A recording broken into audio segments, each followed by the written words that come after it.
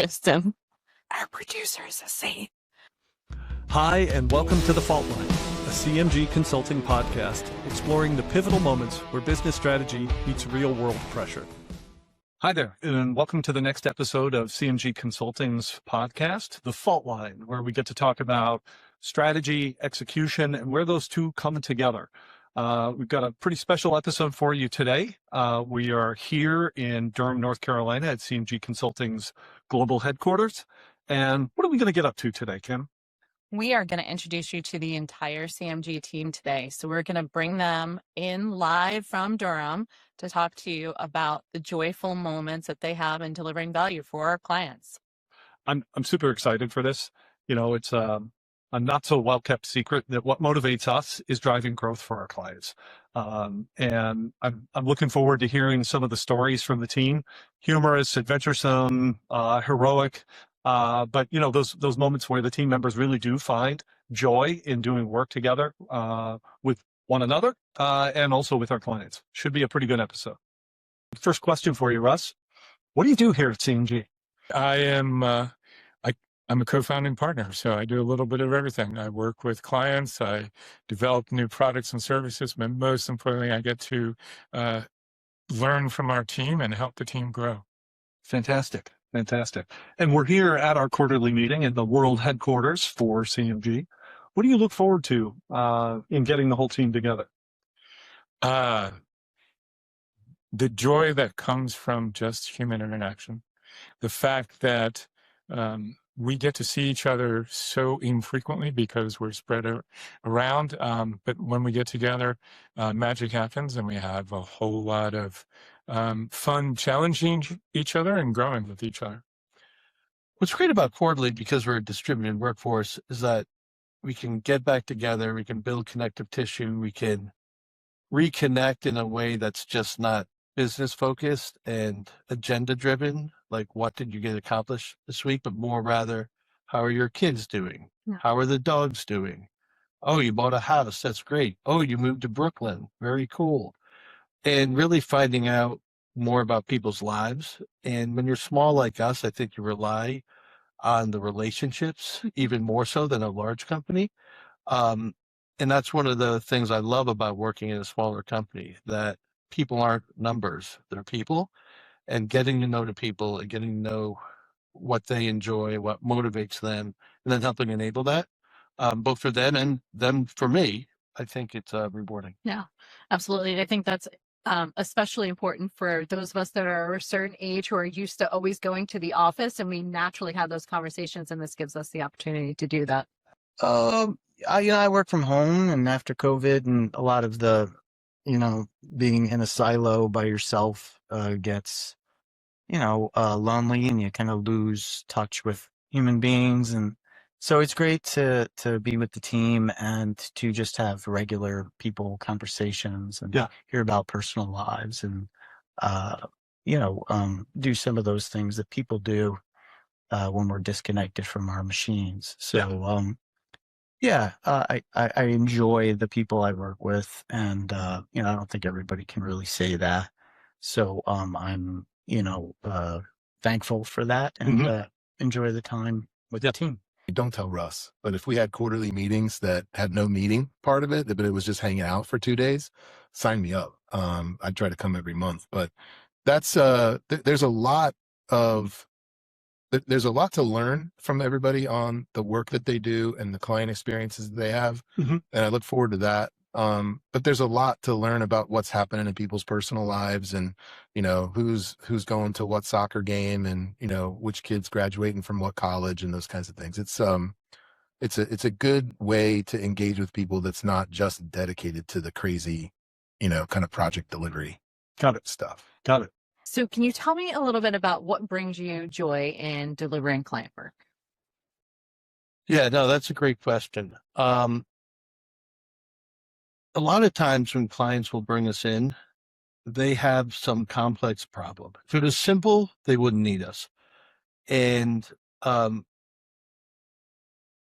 my sense is when leadership teams have complex problems, they naturally feel a sense of unease. And that could be around a couple of things, but not knowing what to do or how to tackle something, or even how to break it down into manageable pieces and root causes, I think leads management teams to like some angst. And I think the strength of a lot of client leadership teams are when they're willing to say, I actually don't know the answer. We don't know the answer. And it's okay. It's not a reflection that we're not smart, but it's okay to bring in outside perspectives to do exactly that, provide an outside perspective. And they all have day jobs, and they may not be able to provide sort of the focus to attack that complex problem. Right. What's rewarding about it is when you take that complex problem and that uncertainty and you help replace that with confidence and sort of a pathway forward for them, and helping the light bulbs go off, and then they implement some of the recommendations and solutions, and then they measure it, and then it's successful. It's rewarding, sort of taking uncertainty and giving a pathway forward and instilling confidence. Yeah, I love that moment when you know the path for the client and you're just slowly pacing them down that path, and then finally they see it as clearly as you do.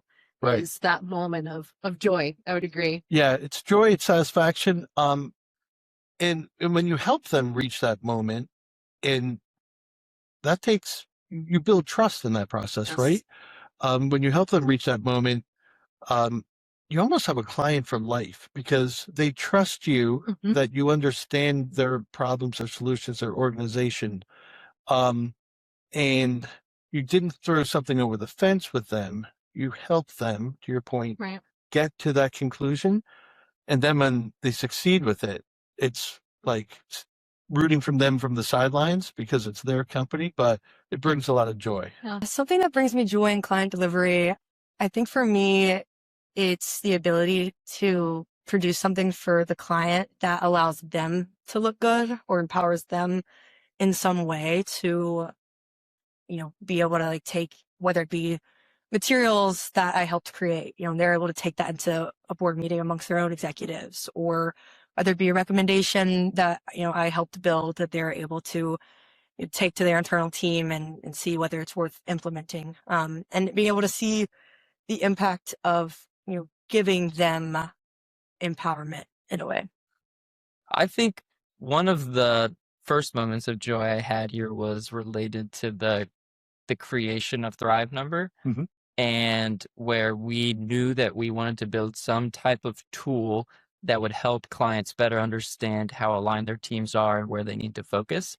And we didn't have a way to visualize it effectively. We were playing around with different 2x2s and heat maps, but nothing was coming across.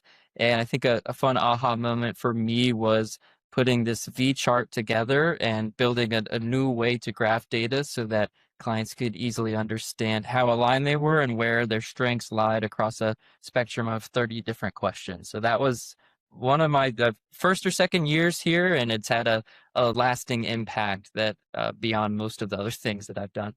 In my experience, whenever I get to help a client do something they've never done before, and that can look different for different clients, but whenever, we've been involved and it's, charting a new path, it's, it could even be getting teams to work together that were traditionally in silos and they've never kind of all been in a room and talked about that topic before, right? And so I love when we kind of leave our mark in that way, and it sets really a new precedent for them to continue doing that new thing that they've never done before, even, well after we're gone. I think any moment when the client just lights up at what we're telling them, whether it's good news, whether it's bad news, if they feel validated by what we're sharing with them, because we're saying, yes, the data proves this is a problem in your organization and here's how we're going to fix it. I like those reactions. I like moments like that. Yeah, the sort of, hey, this actually is helping somebody out and getting that response. I can totally relate to that. Yeah, one of the new projects that we're working on right now, we're bringing a AI-based database tool to our clients.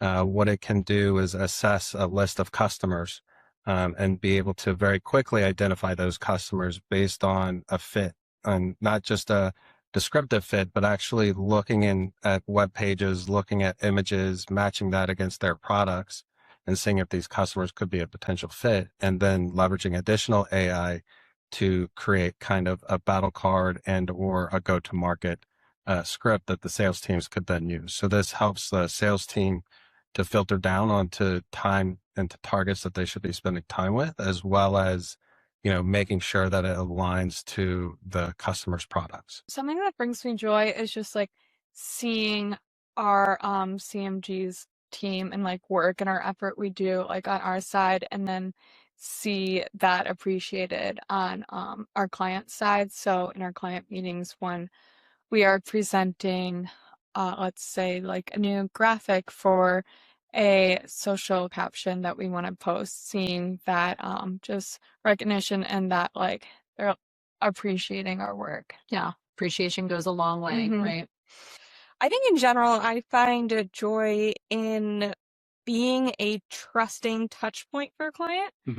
So whether that's working with them short term or on an engagement that lasts a long time, being that person or that team that they can turn to, say in a stressful situation, if there's an event or something that is really time sensitive, knowing that I can be that person or our team can be those people that they turn to for those quick asks, for those critical moments that are time sensitive. I would say joy comes from solving problems. I am a natural problem solver. I have a bias for action. And so I would say a real moment of joy was we partnered with an association for medical professionals. Okay. Who was at a crossroads. They were struggling with the value that they traditionally provided to their members to a whole new generation. Okay. And so they were really struggling with that. And so we partnered with them. I partnered with them on developing a brand promise that helps them really reorient themselves around the challenges of today, not just the challenges of the past. And what was great about that, it really served as a lightning rod and a rallying cry internally for the organization. So they led to a whole rebranding. It led to a whole thought of what are we offering? What are we not offering? What do we start? What do we stop? What do we actually invent? So it really served as that, as I said, that rallying point for the organization and how they reorganize themselves. Yeah, love that. Yeah. Love that. Seeing the impact and getting people to sort of all come together. You know, it's interesting for me because I only recently, a year ago, returned to the consulting space. And I consistently through my career find joy in doing things that people say, nah, we don't think you can do that, right? And doing it with other people. And so what I'm finding being back in the consulting world, and particularly with CMG, is finding joy not just with clients where they come back. We had a client come back recently and say, you know what, in the last 12 weeks since we ended our project with you, we've generated more growth than we did in the 12 months prior. Right. That was fantastic. It was terrific validation.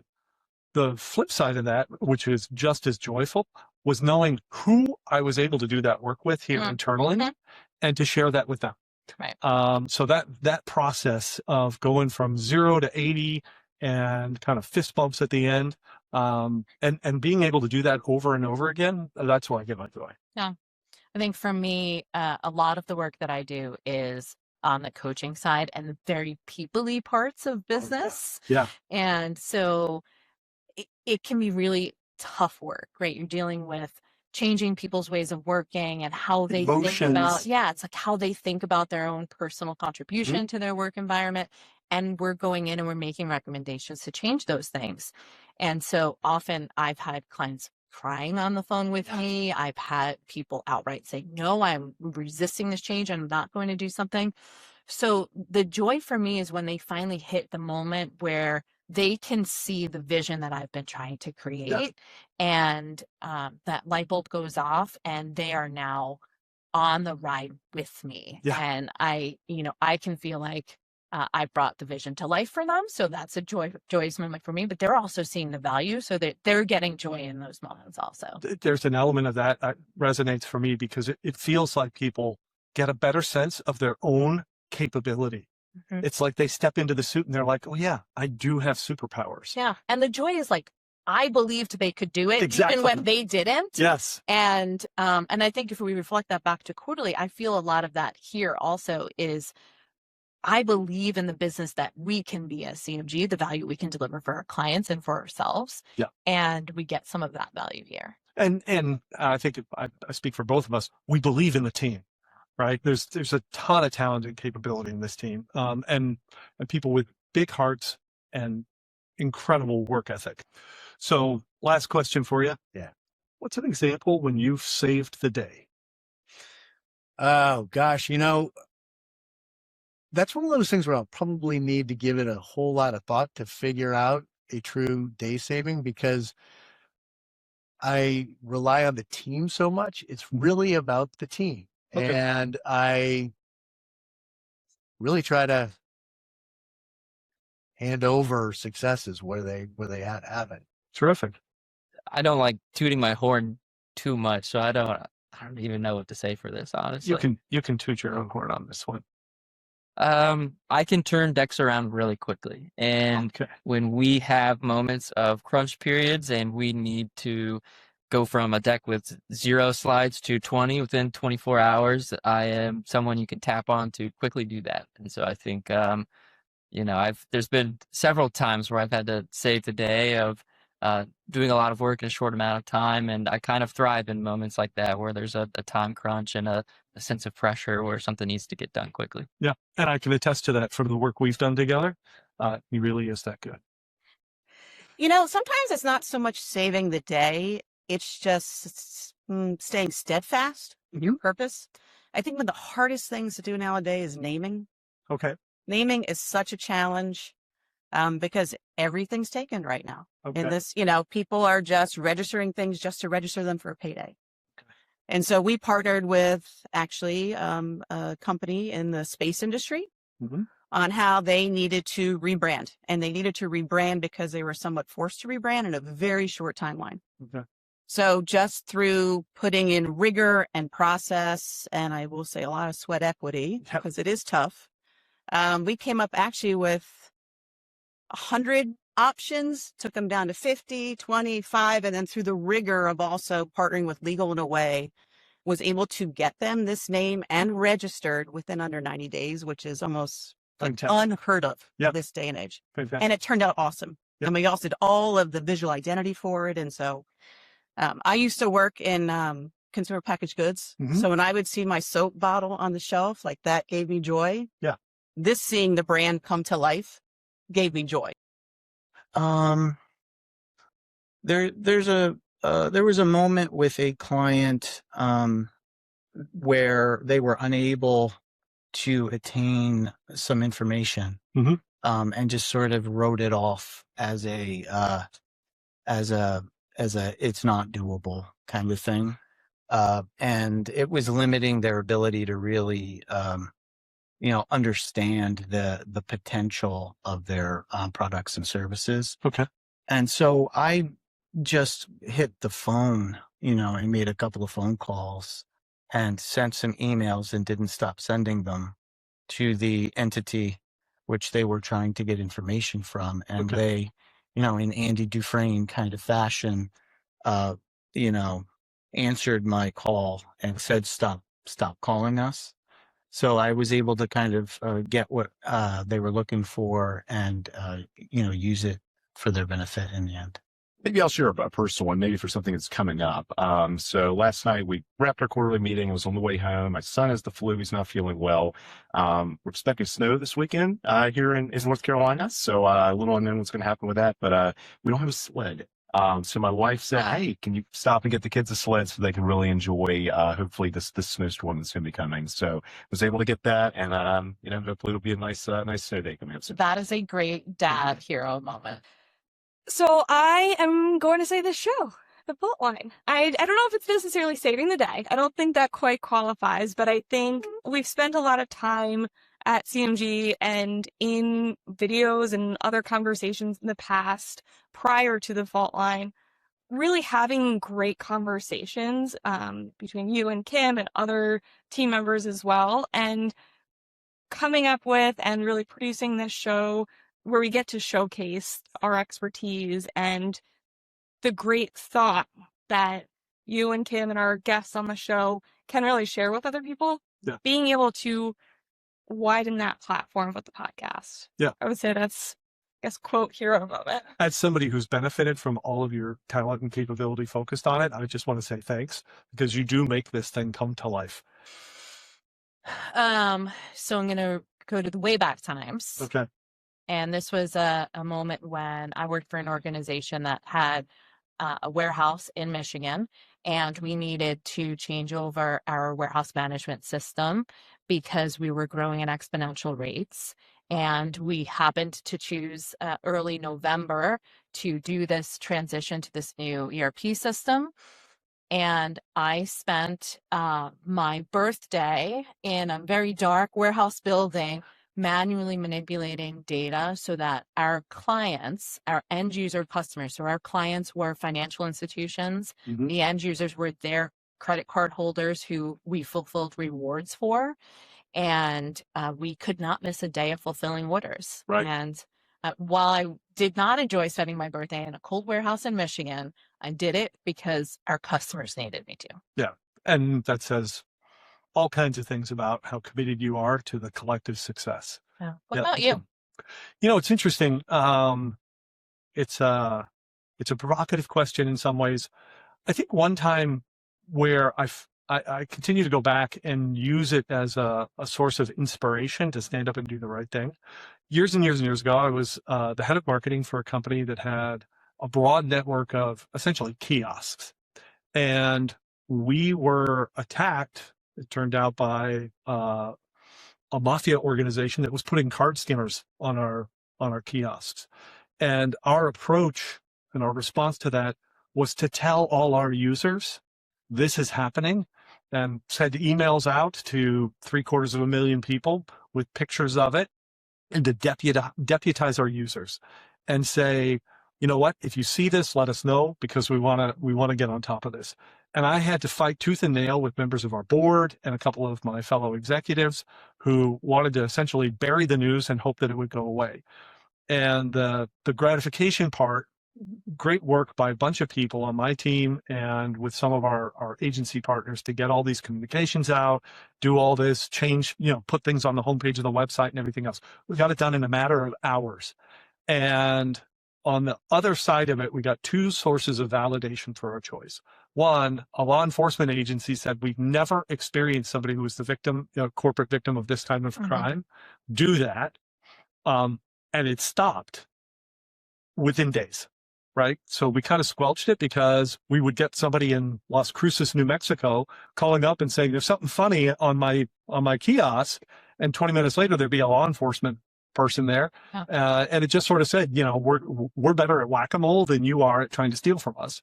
And the other was, there was a blogger back at the time who talked about corporate ethics and this, that, and the other, and he used us as an example of transparency.